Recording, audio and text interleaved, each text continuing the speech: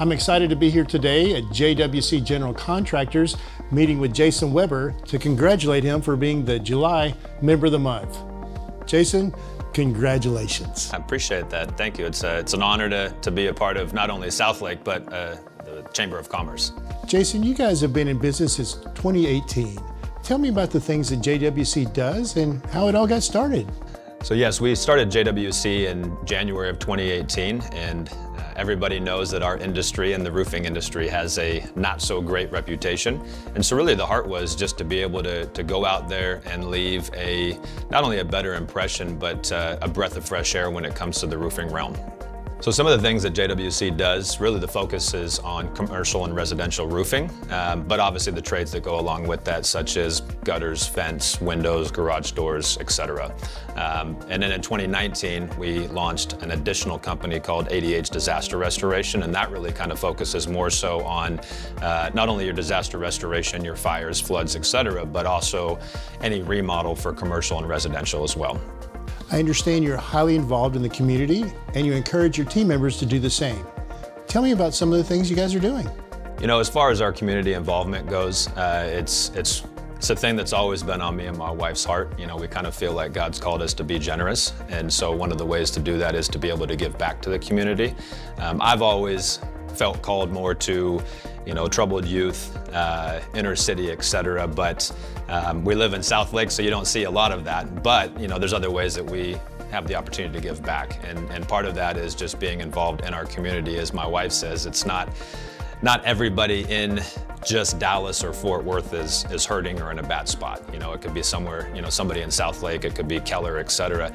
And so really just to find the opportunity to be able to bless another family, somebody else in need, it's our heart. And so we've kind of always figured that the bigger that we get, the more profit that we bring in, the more opportunity that we have to be able to bless people in need. And now that could look a bunch of different ways, right? It could be community service, as far as we had a widow who was in a bad spot. Unfortunately, a roofing contractor came by, got her first check, and never showed up again, and she needed her roof done, and she had leaks.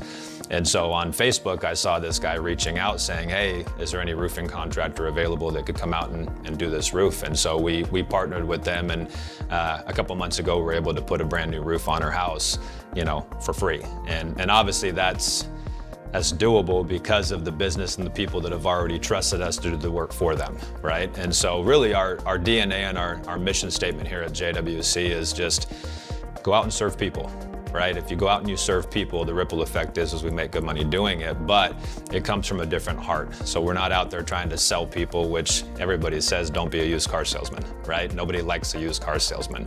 But when you can go out and physically and emotionally, genuinely help somebody or serve them, they pick up on that. They know that you're not out there just as a commission or another number, that you truly want to help them through that process.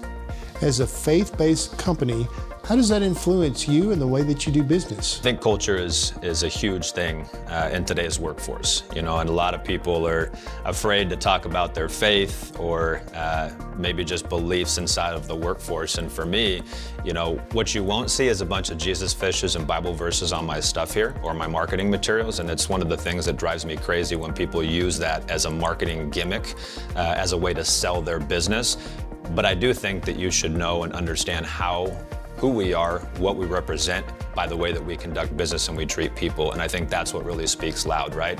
And so that trickles down to our staff here, you know, the employees. And so I think, again, going back to that opportunity to be able to serve people, if we can serve our employees here and they can see that they're not just a number, that we truly care about them, then that's going to reflect when they're out in the streets, right? And so, you know, my wife and I are part of a marriage ministry. We've been for many, many years now. And, you know, the reality is if their home life is good, then I get a better version of them.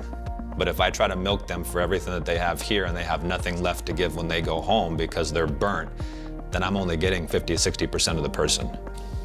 It's prime roofing season here in North Texas.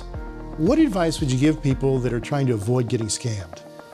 So I would say my main piece of advice to help people not get scammed by roofers in our industry is there's a couple different things, right? Maybe the unwritten rule it's illegal to pay deductibles. But you have 98% of these roofing companies doing it, right? And that's hard for a customer or a homeowner to go, well, if it's so illegal, why is everybody offering to do it? Doesn't mean it's okay, doesn't mean it's right. Do a little bit of due diligence and you'll find out that it is illegal. Now, let's take that a little step further. If they're paying for a $5, $6, $7, let's see, we're in Southlake, right? $10,000, $15,000 deductible. Do you really think that they're lowering their profit margin? They're cutting corners. You just don't know as a homeowner or a business owner where they're cutting those corners. And then what happens? Shingles fall off your roof, interior leaks happen, and then they're nowhere to be found. Don't give anybody any money up front. If they're a local company, they should have lines of credit. And if they don't have lines of credit, it doesn't really matter what warranty or what they're gonna tell you that they're gonna do down the road if something happens. They're probably not gonna be in business because they don't know how to manage their money.